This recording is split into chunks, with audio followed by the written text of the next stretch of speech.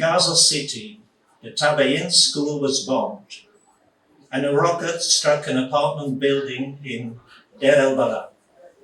I have united both events in this poem, birth certificate. A man is given a bag by the cleanup crew, 70 kilograms of body parts in a plastic bag. There's a label on it with his name, though no one knows whether anything of his wife and children ended up in this bag. Stay with him for a while. He left for an hour, going to get birth certificates. When he returned, the mother and twins lay among 100 others torn to pieces, scattered across the school floor. Don't go, please. Stay a bit longer. You don't know him. He doesn't know you, and of course there's so much to read, to hear, to forget. And death has lost its count. But don't walk away. Stay with him. A man got a bag from the cleanup crew. 70 kilograms of body parts, human body parts, and no mouth. In 2014, Israel again sowed terror in Gaza. 2,100 Palestinians were killed, 70% of whom were civilians.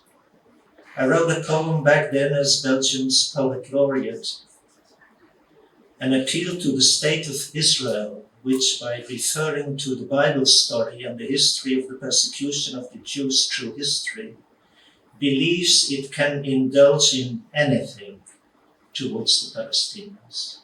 Ash in our mouths. Yes, you, Israel, are the chosen one. It's written in the book. Your eyes tell as much when you gaze at them at a checkpoint, in their fanatical clothing, dusty their passes, ready at hand. You look at them as a creator of water in a world of sand. They live here by accident, without promise, can be swept away like barren leaves. This is your land. You manage to keep the fear of persecution alive without fear, arrogant as the man who has created the enemy he meets. You strike him down.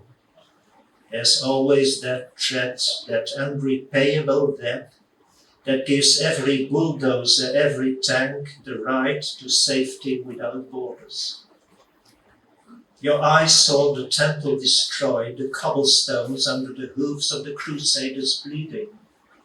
You are 2,000 years old, were there at Treblinka, Ŝirk and Ducal. When you stole their water, shot their children, locked them up behind barbed wire. You are God's only people, chosen on this holy ground. Those who still hear the old village screaming under your roads, your forests, your towns, up with ash in their mouths.